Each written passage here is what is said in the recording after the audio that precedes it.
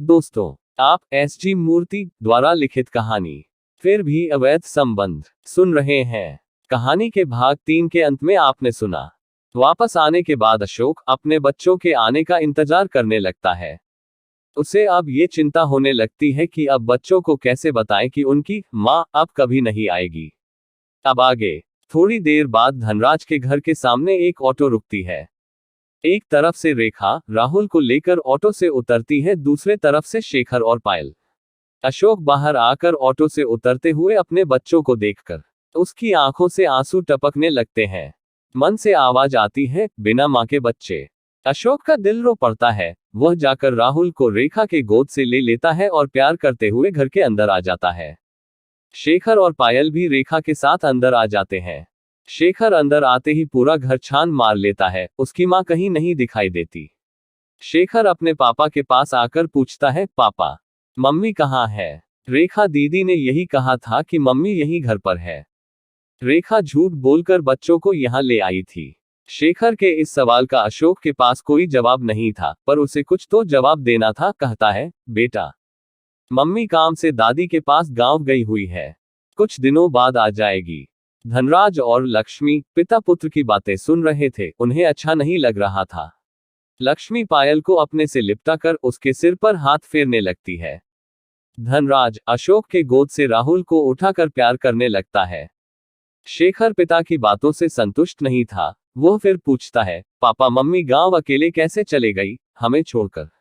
नहीं, आप लोग कुछ छुपा रहे हैं, मुझे भी बताओ क्या हुआ है। मम्मी कहाँ है? शेखर की बातें सुनकर अशोक को गुस्सा आ जाता है और कहता है, शेखर मैं तुम्हें बोल रहा हूं ना कि तुम्हारी माँ गांव गई है, समझ नहीं आता है क्या? जैसे जैसे बड़ा होता जा रहा है, जिद्दी हो गया है। शेखर पिता की बातें सुनकर रोने लगता है। पायल भी भैया को रोते हुए देखकर रोने लगती है। लक्ष्मी उसे चुप कराने लगती है।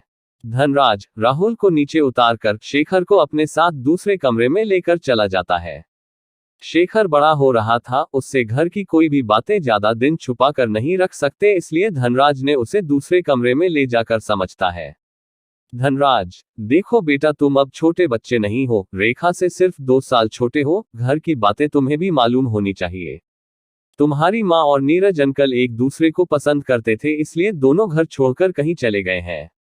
शेखर यह बात सुनकर घबरा जाता है, उसे अपने बड़े पापा की बातें समझ नहीं आती। वह पूछता है, बड़े पापा मम्मी पापा को और हमें कैसे छोड़कर चले गई?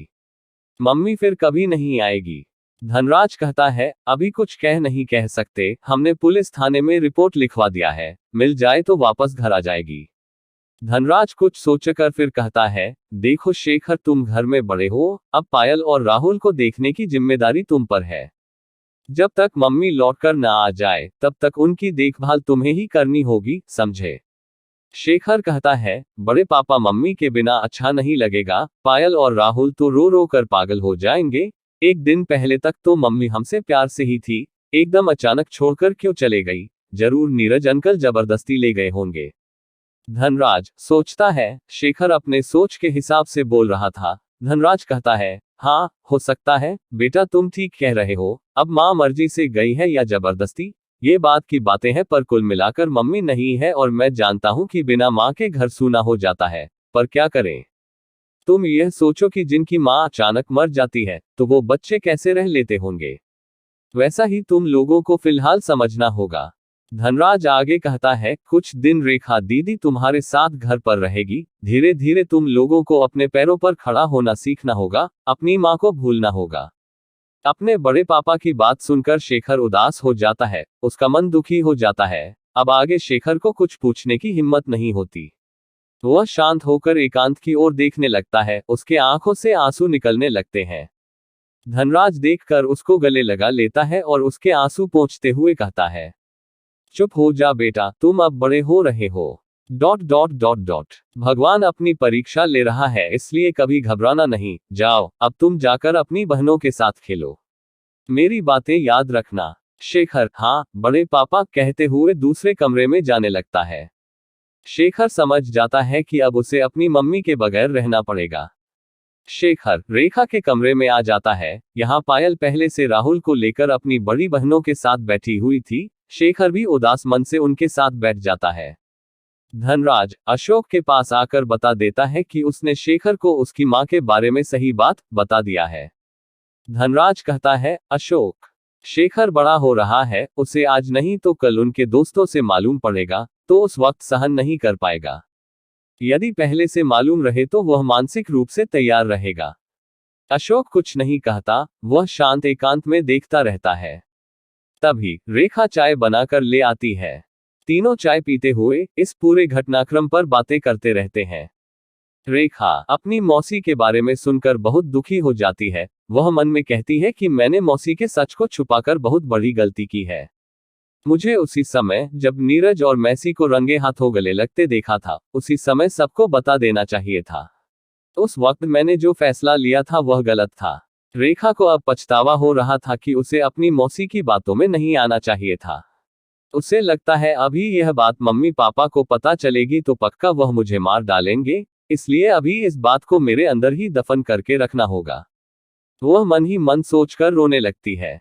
रेखा मौसी के जिस सच के बारे में बोल रही है वह आने वाले चैप्टरों में पढ़ने को मिल जाएगा।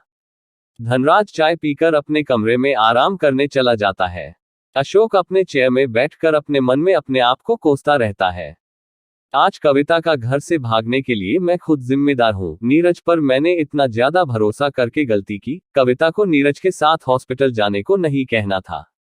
अशोक को अब कविता की एक एक बात याद आने लगती है। नीरज को डिनर पर घर बुलाने के पीछे कविता का ही हाथ था। वहीं से दोनों में ज्यादा मेल मिलाप और एक दूसरे के प्रति लगाव बढ़ा।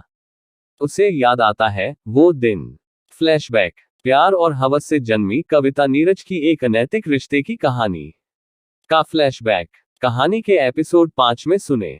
दोस्तों, हमारी यह कहानी अगर पसंद आई हो तो प्लीज लाइक, सब्सक्राइब और शेयर जरूर करें। धन्यवाद।